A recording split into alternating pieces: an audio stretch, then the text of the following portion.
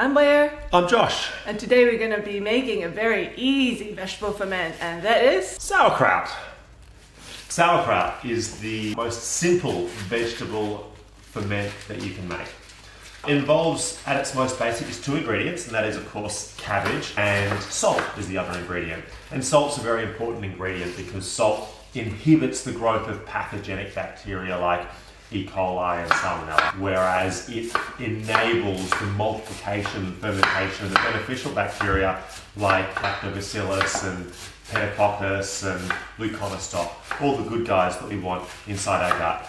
We want to slice the cabbage thinly so that we can give easy access for the bacteria that live on the outside of the cabbage. We want to give them easy access to the carbohydrates that make up the cabbage. We're all about wild fermentation.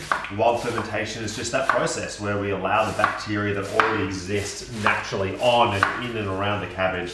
We want them to multiply and propagate, feeding on the carbohydrates that make up the cabbage. That's much better and much more effective and much more tasty than adding a culture starter to your cabbage.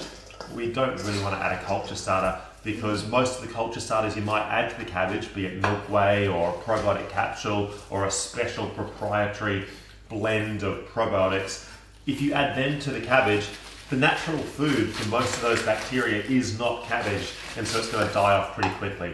Whereas if you just allow the existing bacteria that already love and live on cabbage to multiply and propagate, it's going to feed and ferment happily for a long time, for many months. It'll ferment for very, very many months. Also, as the cabbage ferments wildly, there are about 3 different distinct stages of fermentation. And as the cabbage starts to ferment and the bacteria start to take over,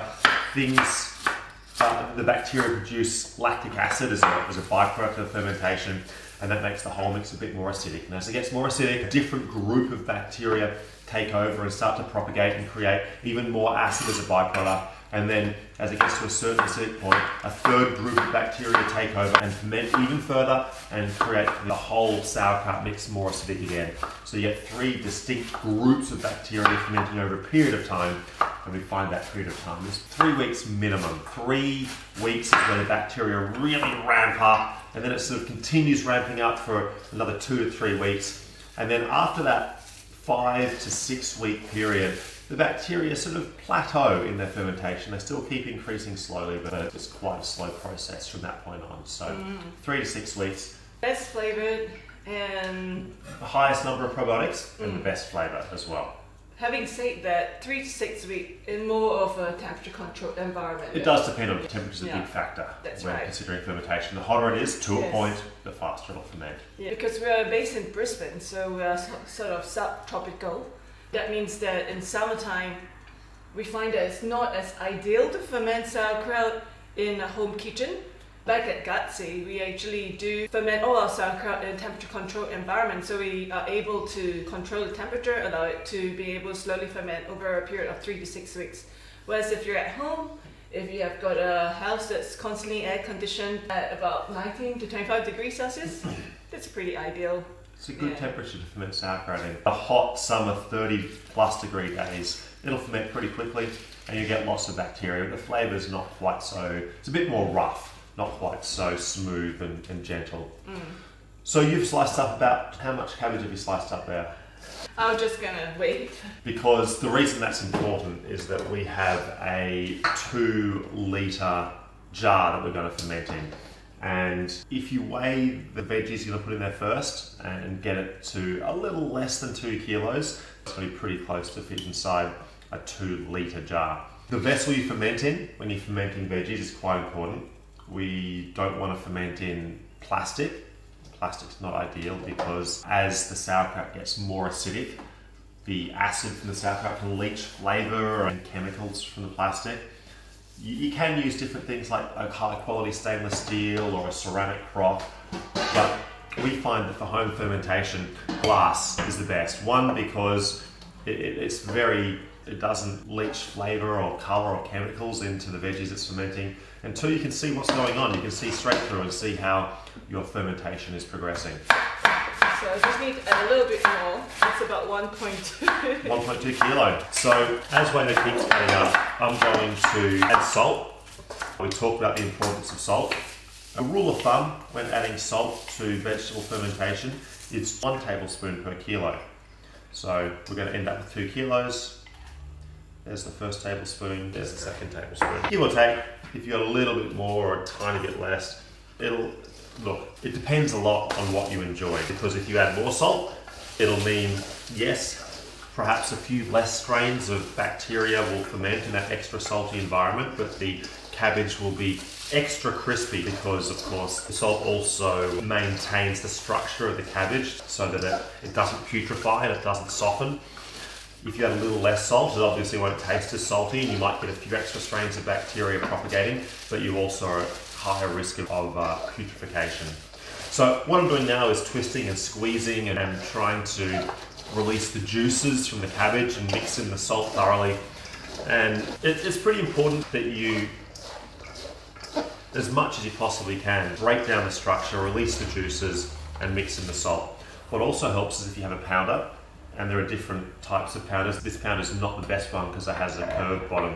By pounding it, it helps break down the structure of the cabbage a little bit more, release the juices, and mix in the salt as well.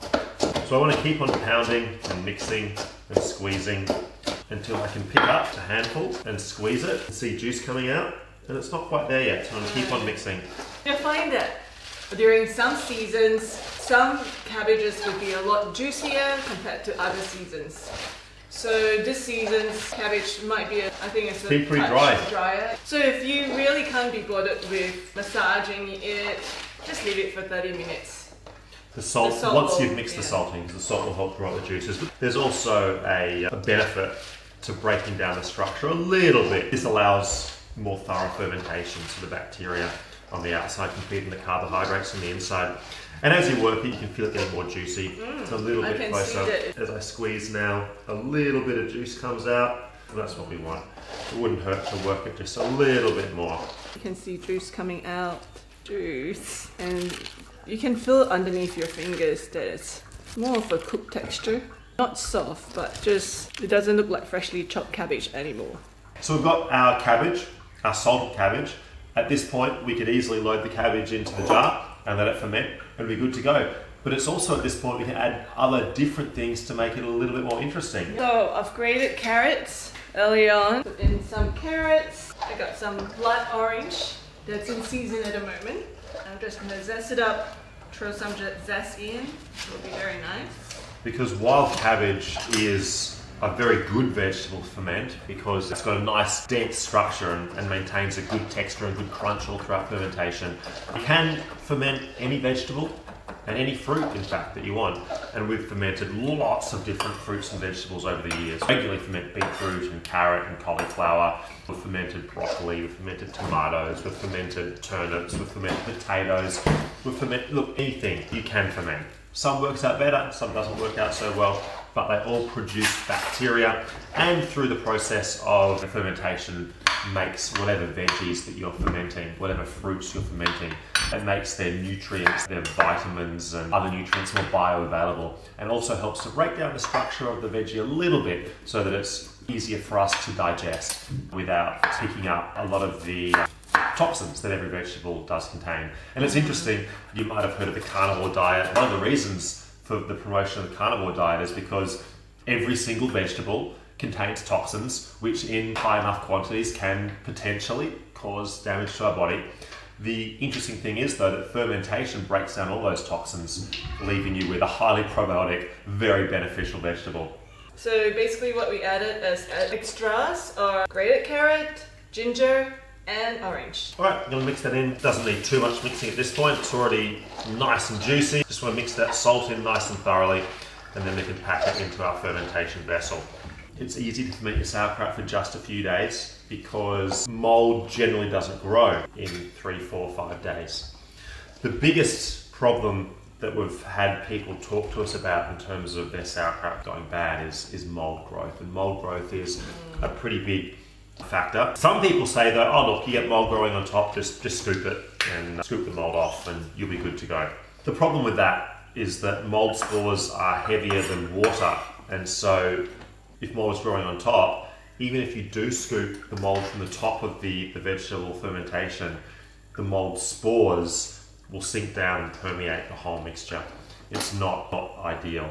There is a way to inhibit mold growth, and that is if you ferment in an airtight jar, most molds won't grow without free access to oxygen. Let the veggie juices come up, and the veggie juices are coming up as way it pushes down. Works if you have got a small fist or a good powder and push it in. Alright, so make sure that the juices come out. I've got a bit more juice in here that we can put in there, and a few more veggies too if you're ready for them. You weighed that out nicely. We want to have a little bit of an air gap on top, but you can probably add all these veggies in. It has saved us some cabbage leaves which we can stick on top. We want to pack it down and submerge the veggies under their own juices as much as possible, because the juice is where it's nice and salty and briny, and it keeps the veggies from putrefying. Look at all that juice. We've added no water to this, and all that juice is coming up beautifully. If any veggies do pop up through the brine, they might get a bit soft and yucky. We want to try and keep it below the brine as much as possible. Cool. An easy way to keep as much of the veggies below the brine as we can is by using a weight, and I'm going to put this glass weight on top to hold everything down. I'm trying to get up the debris that's floating around, because the purpose of the cabbage leaf is to keep everything down, as Josh had said. Maybe we should put another leaf in. Another leaf? If you've got some spare cabbage leaves, we'll whack them on top, pack them down. That helps to keep all the other stuff that you do want to eat below the brine. And if you do, in the end, have to pull these outer cabbage leaves off and chuck them away, that's fine. But if they're good and tasty, you can eat them as well, if they're not too soft or brown. So every veggie that we've fermented, you can usually get enough juice out of it to submerge the whole mixture in its own brine. This glass weight helps to hold everything down. And I was talking just before about minimizing mold growth. You can ferment in an airtight jar, and that can sometimes work okay.